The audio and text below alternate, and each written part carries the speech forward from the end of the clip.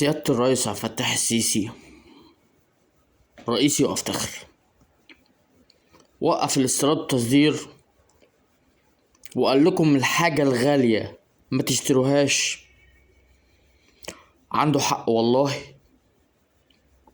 ولما وقف استيراد والتصدير قصده انكم تشتغلوا وتصنعوا وتنتجوا وتزرعوا وتحصدوا وتبيعوا لبلدكوا جوه بلدكوا للمواطنين، تشتغلوا بضمير، تنتجوا بضمير.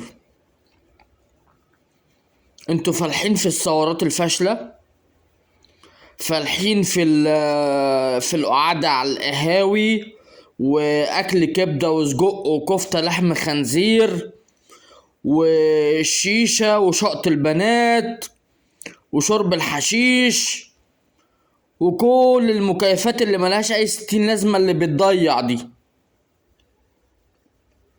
وحرية شخصية مش حرية شخصية.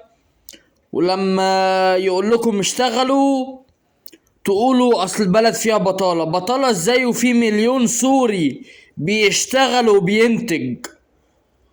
يعني بيتصدر لبره مصر بضاعة سورية صناعة على ارض مصرية. ماشي ازاي يعني؟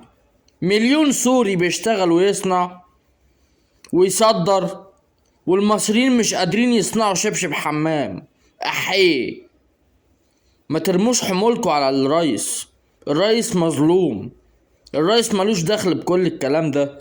الرئيس بيحاول يديكوا فرصكوا الصح، انتوا اللي اهملتوا، انتوا اللي ضيعتوا البلد. بدل ما تعملوا ثورات اللي انتوا عمالين بتفكروا فيها، لان انا واخد بالي كويس قوي من الموضوع ده. طيب ماشي، قطعوا التجار الحرامية، قطعوا المنتجات الغالية، اعملوا حاجة صح مرة في حياتكم.